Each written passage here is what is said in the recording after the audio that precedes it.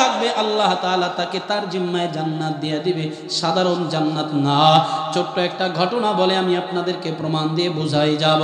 এ মুসলমান, সাহাবাদের পরে তাবেঈদের অবস্থা, এই তাবেঈদের অবস্থানের মধ্যে সবচেয়ে উল্লেখযোগ্য তাবেঈ ছিলেন আব্দুল্লাহ ইবনে মুবারক রহমাতুল্লাহি আলাইহি। এই আব্দুল্লাহ ইবনে মুবারক রহমাতুল্লাহি আলাইহিকে আল্লাহ তাআলা তিনটা নেয়ামত দান করেছেন স্পেশাল। এক নম্বর, আল্লাহ তাআলা তাকে ইলমের দৌলত দান করেছেন। দুই নম্বর, আল্লাহ তাআলা তাকে সম্পদশালী বানায় দিয়েছেন। তিন নম্বর, আল্লাহ তাআলা তাকে লজ্জাতে ইবাদতের মাকাম দান করেছে। সুবহানাল্লাহ। এই আব্দুল্লাহ ইবনে মুবারক যেমন ইলম তেমন সম্পদ, এমন করে ইবাদত। ওই আব্দুল্লাহ ইবনে মুবারক রহমাতুল্লাহি আলাইহির বাড়ির অপোজিটে একজন গরিব মানুষ, ভালো করে শুনেন, এ ভাই, এ শ্রমিক ভাই, গরিব রিকশাওয়ালা ভাই, আল্লাহ যদি তোমার উপরে রাজি হয়ে যায়, ওই যে বলেছিলাম ফাদখুলি ফি ইবাদি ওয়াদখুলি জান্নাতি, কাকে বান্দাদের অন্তর্ভুক্ত হতে বলবে? ইরজিই ইলা রাব্বিকি রাদিয়াতাম মারদিয়া, হে প্রশান্ত হৃদয়, তুমি তোমার রবের নামে প্রত্যাবর্তন করো এমন ভাবে যেমন তোমার উপরে আল্লাহ রাজি হইছে, তুমিও আল্লাহর উপরে খুশি হয়ে গেছো। ও গরিব ভাই, তোমার উপরে আমার আল্লাহর খুশি, যদি তুমি আল্লাহর হুকুম সঠিকভাবে মানো, ইবাদত সঠিকভাবে করো। এবার আব্দুল্লাহ ইবনে মুবারক রহমাতুল্লাহি আলাইহির বাড়ির অপোজিটে গরিব একজন লোক কামার, আগুনের মধ্যে লোহা পোড়াইয়া দা কাছে খুমতা কুড়াল বানায়া বাজারে বাজারে বিক্রি করে তার জীবিকা নির্বাহ করে। ওই আব্দুল্লাহ ইবনে মুবারক রাতের বেলা ইবাদত করে। এই আব্দুল্লাহ ইবনে মুবারক দান সাদকা বহু আমল করে। হঠাৎ করে আব্দুল্লাহ ইবনে মুবারক রহমাতুল্লাহি আলাইহির ইন্তেকাল হয়ে গেল।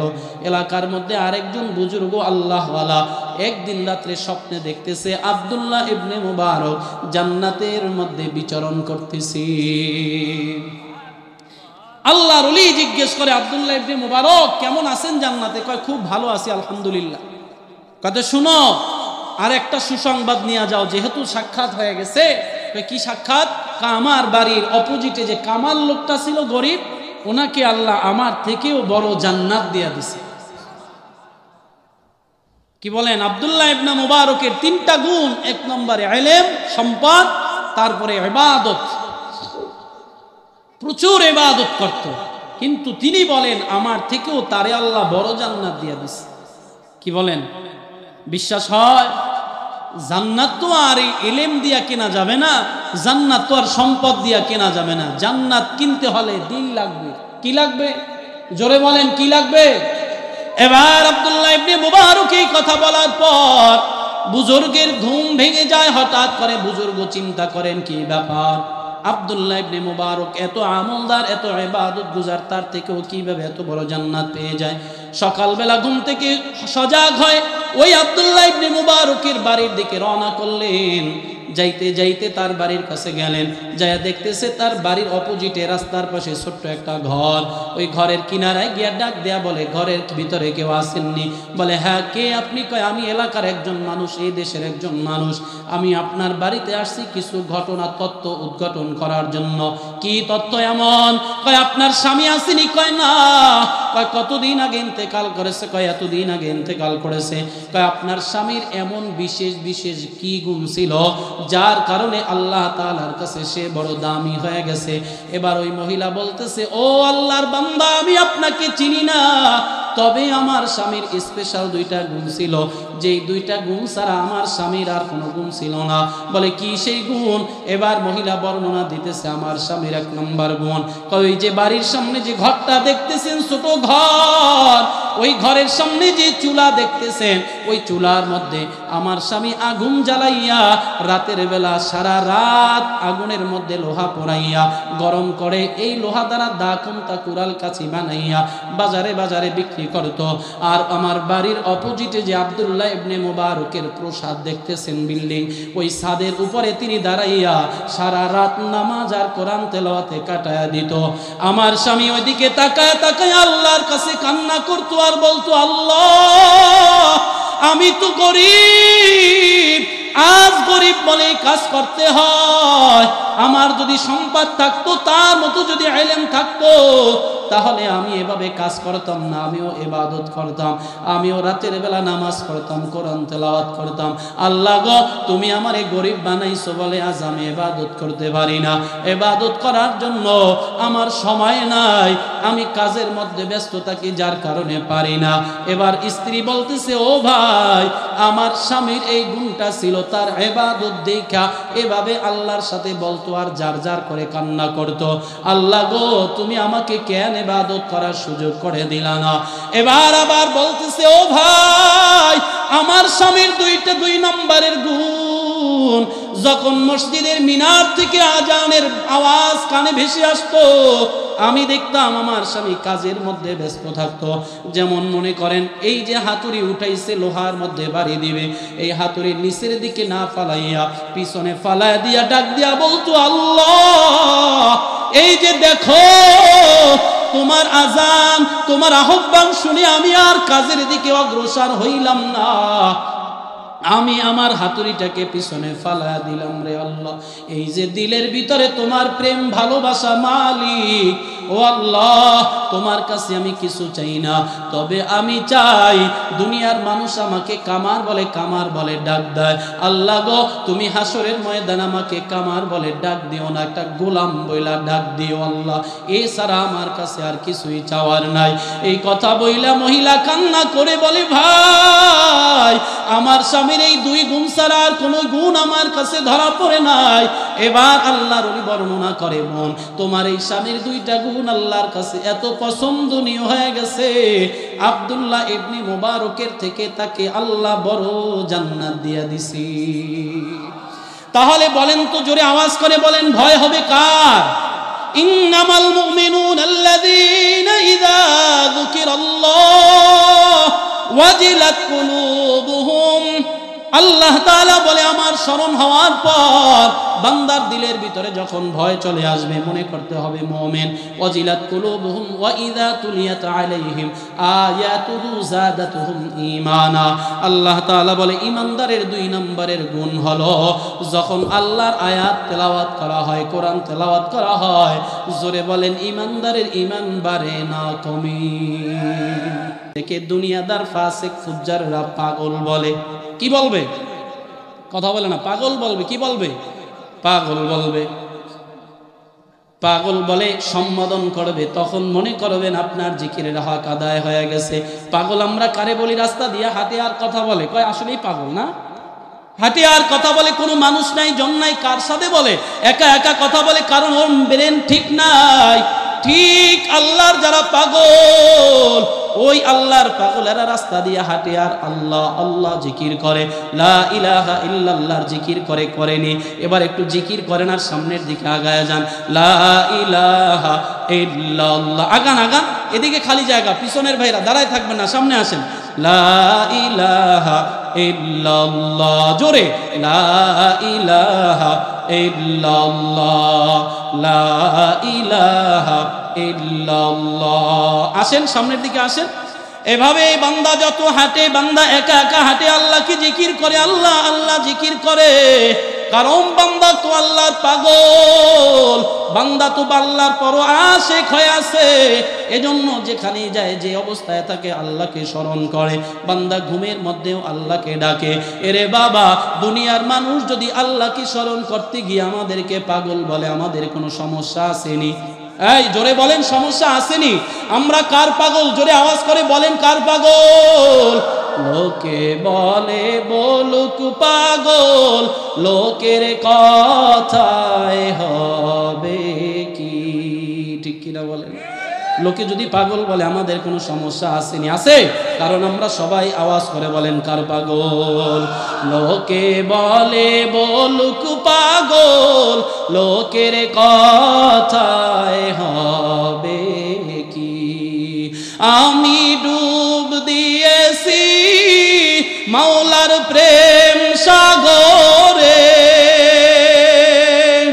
আমি জাব দিয়েছি মাওলার নূরে, মাওলা সারা আবার কি লোক লোকে বলে বলুক পাগল, লোকের কথায় হবে কি? বলেন, লোকে বলে বলুক পাগল, লোকের কথায় হবে কি? বলকের বাদশাহ ইব্রাহিম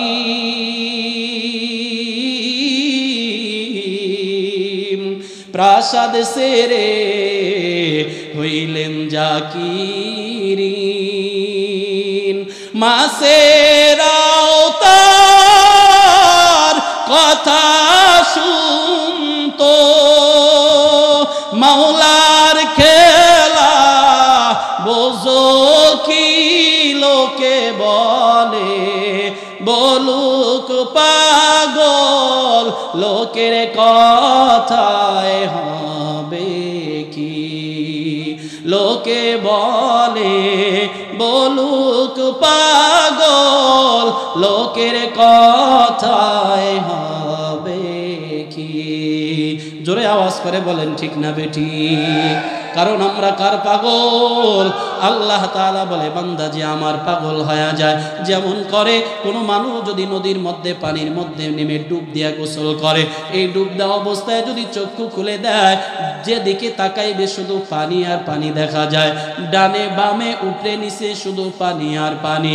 আল্লাহ বলে যে আমার পাগল, ওই বান্দা যেদিকে তাকায় আমি আল্লাহর নূর দেখতে পাই, ওই বান্দা যেদিকে তাকায় সেদিকে আমি আল্লাহকে দেখতে পাই। এজন্য বান্দা আমি আল্লাহকে ছাড়া একটা মুহূর্ত যেন ভালো লাগে না, ঠিক কি না?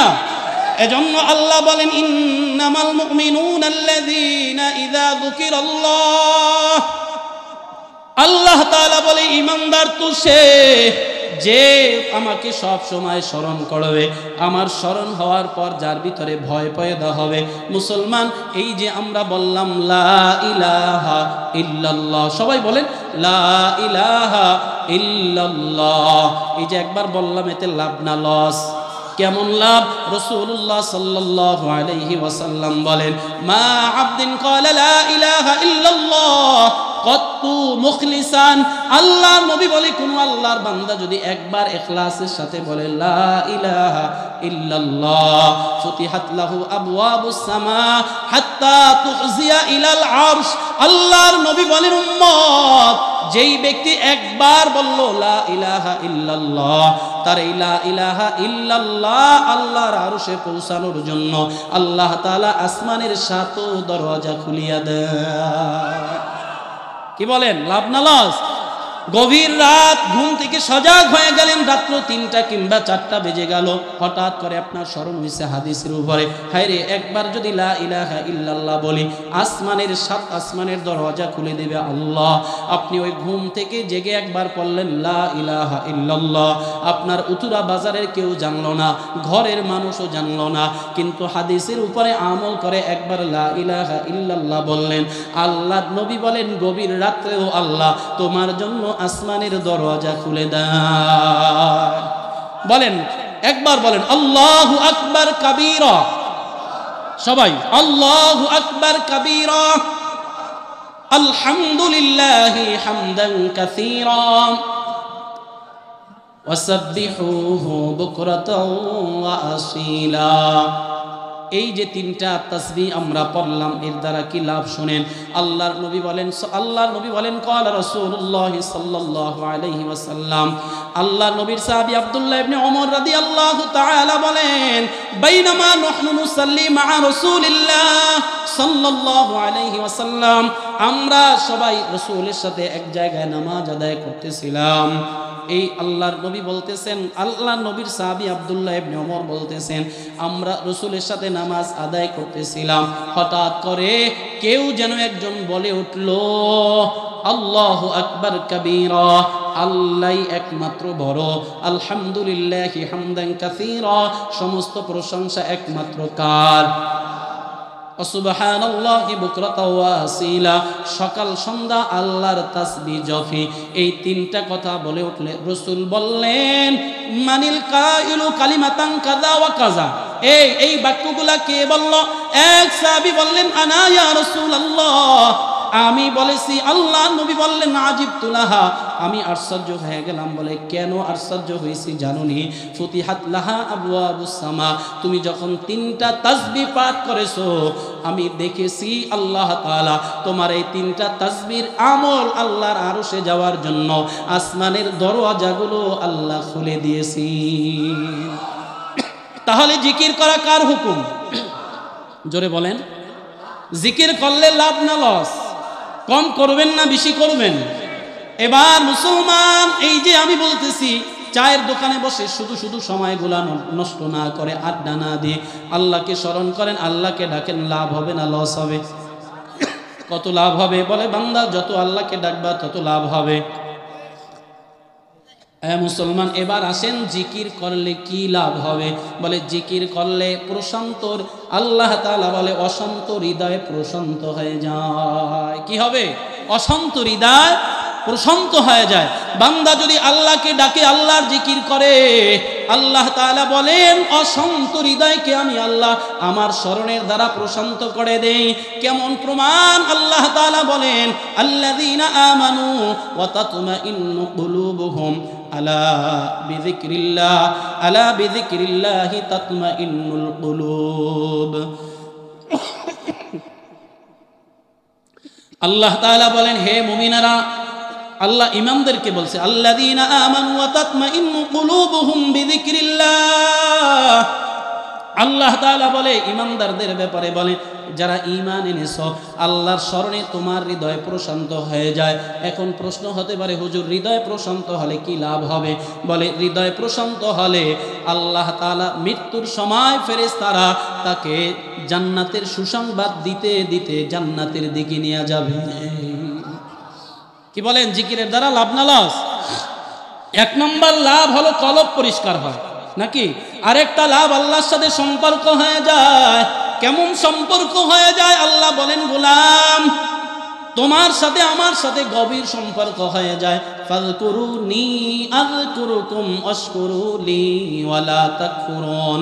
আল্লাহ তাআলা বলে বান্দা যখন তুমি আমাকে স্মরণ করো আমিও তোমাকে স্মরণ করি। এর থেকে আর সম্পর্ক কি হতে পারে? আল্লাহকে স্মরণ করলে আল্লাহ আপনাকেও স্মরণ করবে। সুবহানাল্লাহ, জোরে বলেন। এবার আল্লাহ তাআলা জানায় দেয় গোলাম প্রশান্ত হয়ে গেল হৃদয়। এরপরে লাভ হলো প্রশান্ত হৃদয়কারীকে মৃত্যুর সময় আল্লাহ তাআলা ফেরেশতাদের মাধ্যমে সুসংবাদ দিয়া জান্নাতে নিয়ে যায়। এর প্রমাণ হলো আল্লাহ তাআলা বলে ইয়া আইয়াতুহান নাফসুল মুতমাইন্না। আল্লাহ তাআলা বলে হে প্রশান্ত হৃদয়ের অধিকারী, ইরজিই ইলা রাব্বিকি রাদিয়াতাম মারদিয়া, তুমি তোমার রবের নামে প্রত্যাবর্তন করো। তুমি এভাবে সন্তুষ্ট চিত্ত সন্তোষ ভাজন হয়ে তুমি আল্লাহর দিকে ফিরে যাও। ফাদখুলি ফি ইবাদি, তুমি আমার বান্দাদের অন্তর্ভুক্ত হয়ে যাও। ওয়াদখুলি জান্নাতি, এবং জান্নাতে প্রবেশ করো। তাহলে আল্লাহ তাআলার স্মরণের দ্বারা অনেক লাভ। এখন করবেন না বাদ দিবেন? সবাই করবেন। কারা কারা করবেন? হাত তোলেন। কারা কারা? সব সময় না মাঝে মাঝে? সব সময়। যত করবেন ততই কি লাভ। আল্লাহকে যত ডাকবেন তত লাভ। এজন্য আল্লাহ তাআলা বলেন মুমিন তোমার 1 নম্বর গুণ ইন্নামাল মুমিনুনা আল্লাযীনা ইযা যুকিরাল্লাহ ওয়াজিলাত কুলুবুহুম। 1 নম্বর গুণ হলো যখন আল্লাহর স্মরণ বান্দার সামনে হবে, বান্দার স্মরণ হওয়া, আল্লাহর স্মরণ হওয়ার সাথে সাথে বান্দার দিলের ভিতরে ভয় চলে আসবে। কার কেমন ভয় হতে পারে? মনে করেন মসজিদের আজান থেকে মুয়াজ্জিনের আজান, হাইয়া আলাস সালাহ, হাইয়া আলাল ফালাহ, মুয়াজ্জিন ডাকতেছে আসো নামাজের দিকে আসো, মুয়াজ্জিন ডাকতেছে আসো নামাজের দিকে আসো। আল্লাহ বলেন নামাজ পড়, হাইয়া আলাল ফালাহ, কল্যাণের দিকে আসো। বান্দা ব্যবসার মধ্যে তোমার কল্যাণ নাই যদি তুমি নামাজ ছেড়ে দাও, বান্দা চাকরির মধ্যে কল্যাণ নাই যদি নামাজ ছেড়ে দাও, সব জিনিসের মধ্যে কল্যাণ আছে যদি আল্লাহকে মেনে কাজ করো। নামাজের জন্য আজান হয়েছে, ডাকছে, আসো নামাজের দিকে আসো, হাইয়া আলাল ফালাহ, কল্যাণের দিকে আসো, মসজিদে যাও, নামাজ পড়ো, আল্লাহর কুদরতি কদমে সিজদা দাও, তোমার কল্যাণের ব্যবস্থা জোরে বলেন কে করে দিবেন? তাহলে মুয়াজ্জিন যখন আজান দেয় দোকান আর বন্ধ থাকবে না খুলে রাখবেন? খুলবেন না বন্ধ করবেন? হ্যাঁ, কাজ করবেন না নামাজে যাবেন? জোরে আওয়াজ করে বলেন, কাজ করবেন না নামাজে যাবেন? সবাই এটা তো এখানে আমার সাথে ওয়াদা করলেন, ওয়াদাটা হতে হবে আল্লাহর সাথে। বলেন, কাজ করবেন না নামাজ পড়বেন সবাই? কারণ আল্লাহ স্মরণ হলে সব ছেড়ে দিয়ে চলে যাব নামাজের দিকে। আমার আগে নামাজ। এ মুসলমান, এই ভয় যার ভিতরে থাকবে আল্লাহ তাআলা তাকে তার জিম্মায় জান্নাত দিয়ে দিবে। সাধারণ জান্নাত না। ছোট্ট একটা ঘটনা বলে আমি আপনাদেরকে প্রমাণ দিয়ে বুঝাই যাব। এ মুসলমান, সাহাবাদের পরে তাবেঈদের অবস্থা। এই তাবেঈদের অবস্থানের মধ্যে সবচেয়ে উল্লেখযোগ্য তাবেঈ ছিলেন আব্দুল্লাহ ইবনে মুবারক রহমাতুল্লাহি আলাইহি। এই আব্দুল্লাহ ইবনে মুবারক রহমাতুল্লাহি আলাইহিকে আল্লাহ তাআলা তিনটা নিয়ামত দান করেছেন স্পেশাল। এক নম্বর, আল্লাহ তাআলা তাকে ইলমের দৌলত দান করেছেন। দুই নম্বর, আল্লাহ তাআলা তাকে সম্পদশালী বানায় দিয়েছেন। তিন নম্বর, আল্লাহ তাআলা তাকে লজ্জাতে ইবাদতের মাকাম দান করেছে। সুবহানাল্লাহ। এই আব্দুল্লাহ ইবনে মুবারক যেমন ইলম তেমন সম্পদ, এমন করে ইবাদত। ওই আব্দুল্লাহ ইবনে মুবারক রহমাতুল্লাহি আলাইহির বাড়ির অপোজিটে একজন গরিব মানুষ, ভালো করে শুনেন, এ ভাই, এ শ্রমিক ভাই, গরিব রিকশাওয়ালা ভাই, আল্লাহ যদি তোমার উপরে রাজি হয়ে যায়, ওই যে বলেছিলাম ফাদখুলি ফি ইবাদি ওয়াদখুলি জান্নাতি, কাকে বান্দাদের অন্তর্ভুক্ত হতে বলবে? ইরজিই ইলা রাব্বিকি রাদিয়াতাম মারদিয়া, হে প্রশান্ত হৃদয়, তুমি তোমার রবের নামে প্রত্যাবর্তন করো এমন ভাবে যেমন তোমার উপরে আল্লাহ রাজি হইছে, তুমিও আল্লাহর উপরে খুশি হয়ে গেছো। ও গরিব ভাই, তোমার উপরে আমার আল্লাহর খুশি। যদি তুমি আল্লাহর হুকুম সঠিকভাবে মানো, ইবাদত সঠিকভাবে করো। এবার আব্দুল্লাহ ইবনে মুবারক রহমাতুল্লাহি আলাইহির বাড়ির অপোজিটে গরিব একজন লোক কামার, আগুনের মধ্যে লোহা পোড়াইয়া দা কাছে খুমতা কুড়াল বানায়া বাজারে বাজারে বিক্রি করে, তার জীবিকা নির্বাহ করে। ওই আব্দুল্লাহ ইবনে মুবারক রাতের বেলা ইবাদত করে। এই আব্দুল্লাহ ইবনে মুবারক দান সাদকা বহু আমল করে। হঠাৎ করে আব্দুল্লাহ ইবনে মুবারক রহমাতুল্লাহি আলাইহির ইন্তেকাল হয়ে গেল। এলাকার মধ্যে আরেকজন বুজুর্গ আল্লাহওয়ালা একদিন রাত্রে স্বপ্নে দেখতেছে আব্দুল্লাহ ইবনে মুবারক জান্নাতের মধ্যে বিচরণ করতেছে। আল্লাহর ওলি জিজ্ঞেস করে, আব্দুল্লাহ ইবনে মুবারক কেমন আছেন জান্নাতে? কয়, খুব ভালো আছি আলহামদুলিল্লাহ। কত শুনো, আর একটা সুসংবাদ নিয়ে যাও, যেহেতু সাক্ষাৎ হয়ে গেছে। কি সাক্ষাৎ? আমার বাড়ির অপোজিটে যে কামাল লোকটা ছিল গরিব, ওনাকে আল্লাহ আমার থেকেও বড় জান্নাত দিয়া দিছে। কি বলেন? আব্দুল্লাহ ইবনে মুবারকের তিনটা গুণ। এক নম্বরে ইলম, সম্পদ, তারপরে ইবাদত। প্রচুর ইবাদত করত, কিন্তু তিনি বলেন আমার থেকেও তারে আল্লাহ বড় জান্নাত দিয়া দিছে। কি বলেন? বিশ্বাস হয়? জান্নাত তো আর ইলম দিয়া কেনা যাবে না, জান্নাত তো আর সম্পদ দিয়া কেনা যাবে না। জান্নাত কিনতে হলে দিন লাগবে। কি লাগবে? জোরে বলেন, কি লাগবে? এবার আব্দুল্লাহ ইবনে মুবারক এই কথা বলার পর বুজুর্গের ঘুম ভেঙে যায়। হঠাৎ করে বুজুর্গ চিন্তা করেন, কি ব্যাপার? আব্দুল্লাহ ইবনে মুবারক এত আমলদার, এত ইবাদত গুজার, তার থেকেও কিভাবে এত বড় জান্নাত পেয়ে যায়? সকালবেলা ঘুম থেকে সজাগ হয়, ওই আব্দুল্লাহ ইবনে মুবারকের বাড়ির দিকে রওনা করলেন। যাইতে যাইতে তার বাড়ির কাছে গেলেন, যায়া দেখতেছে তার বাড়ির অপোজিটে রাস্তার পাশে ছোট্ট একটা ঘর। ওই ঘরের কিনারায় গিয়া ডাক দেয়া বলে, ঘরের ভিতরে কেউ আসেননি?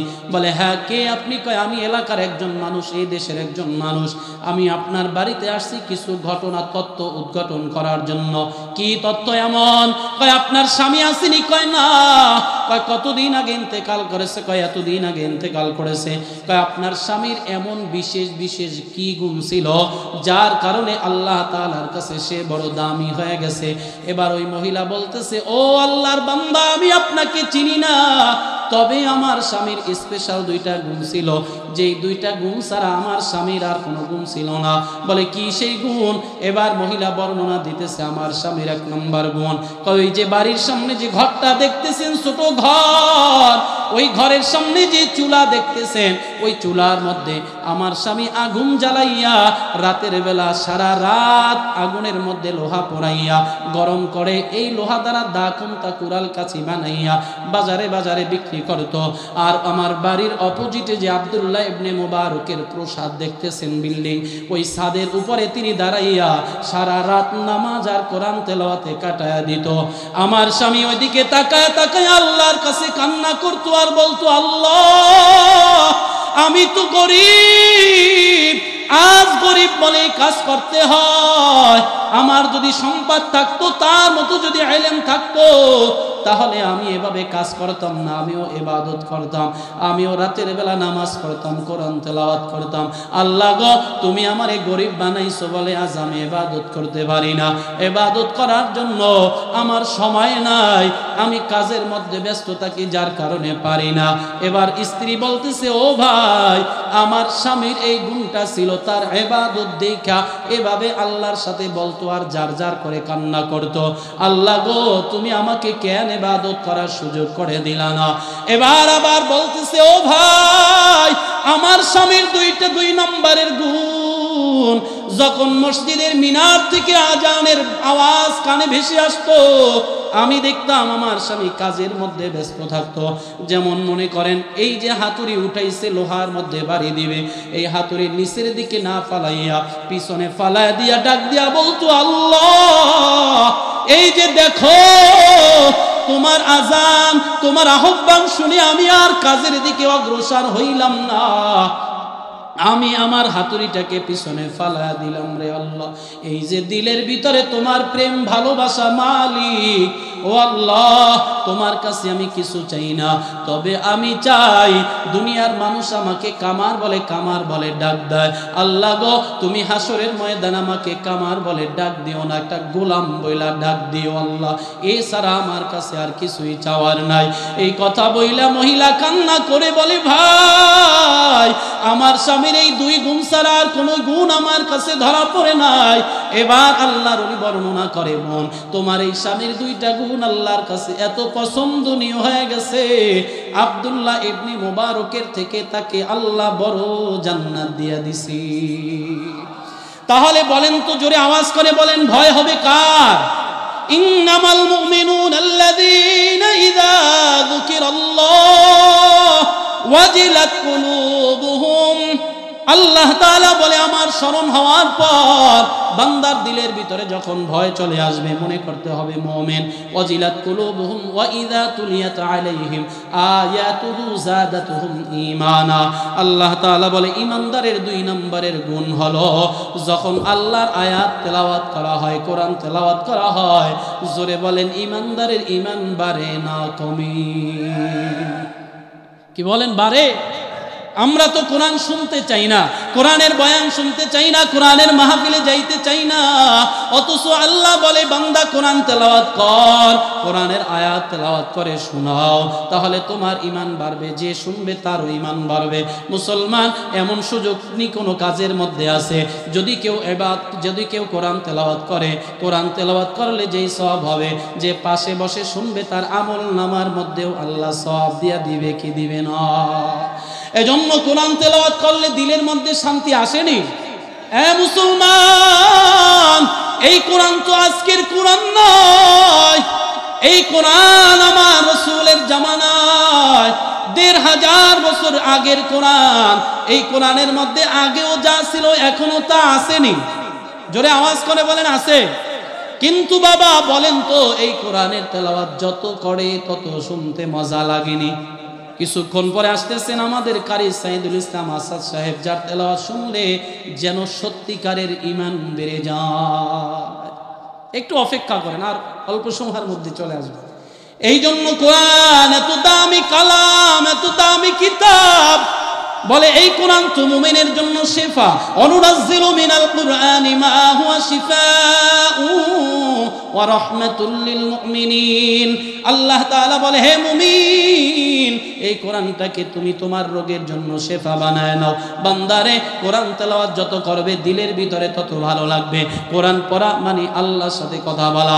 বান্দার নামাজে কোরআন তেলাওয়াত করে শুনতেই মনে চায়। সূরা ফাতিহা দিয়া আজ একদিন আর 2 দিন নয়, 1500 বছর আগ থেকে এ পর্যন্ত সূরা ফাতিহা প্রত্যেক নামাজের মধ্যে তেলাওয়াত করে।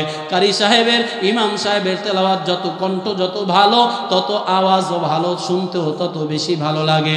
এরে মুসলমান ইমানদার, এমন কোন কবিতা, এমন কোন ছড়া এই বাংলার জমিনে নাই যে এক কবিতা বারবার কেউ বলছে, এক গান কেউ বারবার শুনছে, কিন্তু আল্লাহর কালাম যতবার শুনে ততবারই যেন বেশি মজা লাগে। কি বলেন, ঠিক কিনা? এজন্য মুসলমান কোরআন মানলে আল্লাহ তাআলা তাকে সম্মানী করে দিবেন, কোরআনওয়ালার সম্মান। আল্লাহর নবী বলেন, ক্বালা রাসূলুল্লাহ সাল্লাল্লাহু আলাইহি ওয়াসাল্লাম, ইকরালু লিসাহিবিল কুরআন ইকরা ওয়ারতাকি ওয়ারাতিল কামা কুনতা তুরাতিলু ফিদ দুনিয়া ফাইন্না মানজিলাকা ইনদা আখিরি আয়াতিন তাকরাউহা। আল্লাহর নবী বলেন, হাসরের ময়দানে হাফেজে কোরআনকে বলা হবে, এই কোরআনের হাফেজ, তুমি কোরআন শরীফ তেলাওয়াত করতে থাকো আর চড়তে থাকো, উঠতে থাকো। যেভাবে দুনিয়াতে তারতিলের সাথে বিশুদ্ধভাবে স্পষ্টভাবে তেলাওয়াত করছো, ওইভাবে তেলাওয়াত করতে থাকো। যেখানে তেলাওয়াত শেষ হবে তোমার স্থান সেখানে হবে। আল্লাহু আকবার। এ মুসলমান, কোরআন ওয়ালার সম্মান দুনিয়াতে আছে না নাই? আসতে বললেন যে ইমামের সম্মান আছে না নাই? তাই আমাদের কাছে নাই। কি বলেন? আমরা তো ইমাম সাহেবরে শুধু শুক্রবার দিন, জুমার দিন ইমাম মানি, আর নামাজের সময় ইমাম সাহেব সামনে যান, সব সময় ইমাম সাহেব, বাকি সব সময় ইমাম সাহেব সবার পিছনে, ঠিক না? শুধু জুমা নামাজের সময় ইমাম সাহেব আপনি সামনে যান, বাকি সব কাজে ইমাম পিছনে। আরে সম্মান তো আল্লাহ দিয়েছেন। কে দিয়েছে? জোরে বলেন। আল্লাহ তাআলা আলেমের সম্মান, কোরআনে হাফেজের সম্মান দুনিয়ায় দিয়েছেন, পরকালেও দিয়েছেন। আল্লাহ বলে, কোরআনের হাফেজ তিলাওয়াত করো আর তুমি চড়তে থাকো, লিফটের সাহায্যে উঠতে থাকো। সুবহানাল্লাহ বলেন। মুসলমান, এবার আল্লাহ তাআলা বলেন, এ গোলাম, আমার কোরআন যত পড়বা তত ভালো লাগবে, তত তোমার সাথে সম্পর্ক গভীর হবে। রাসূলুল্লাহ সাল্লাল্লাহু আলাইহি ওয়াসাল্লাম বলেন, এই কোরআন যে যত বেশি পড়বে তার আমলনামায় তত বেশি সওয়াব হবে। আল্লাহ তাআলা এই কোরআন দিয়েছেন মানুষের জন্য, হেদায়েতের জন্য। হুদাল্লিল মুত্তাকিন, হুদাল্লিন নাস, মুত্তাকিদের হেদায়েত, মানুষের হেদায়েত। এই কোরআন শুধু মুসলমানের জন্য নয়, গোটা জাতির জন্য এই কোরআন নাজিল করেছে। যেমন করে আমার নবীকে গোটা জাতির জন্য, গোটা মাখলুকের জন্য রহমত করে বানাইছে, ঠিক আল্লাহ তাআলা কোরআনটাকেও গোটা জাতির জন্য দিয়েছে। হিন্দু কোরআন পড়বে নিষেধ আছে? কথা বলেন। বিধর্মীরা কোরআন পড়াতে নিষেধ আসেনি? যায় দেখেন গোপনে গোপনে কত বিধর্মীরা কোরআন তেলাওয়াত করে, শুনে, এটা ভাষায় প্রকাশ করার মতো না। আরে এটা তো সেই রাসূলের জামানা থেকে। আল্লাহর নবী রাতের বেলা তাহাজ্জুদের নামাজে কোরআন তেলাওয়াত করত, আর বেঈমানের দলের আবু জাহেল, আবু লাহাব সাহেব বা উতবা, তারা গিয়া নবীর ঘরের চতুর্পাশে ঘুরতো আর আল্লাহর রাসূলের জবানের তেলাওয়াত শুনতো। সুবহানাল্লাহ। কারণ এই কোরআন তেলাওয়াতের মধ্যে এত মায়া, এত মজা, যত বেশি তেলাওয়াত করবে তত বেশি মজা লাগবে। এজন্য কোরআন শব্দের অর্থ হলো পড়া। যে কোরআন পড়বেন, মানবেন, আমল করবেন, এই কোরআন আপনার জন্য নাজাতের ওসিলা হয়ে যাবে।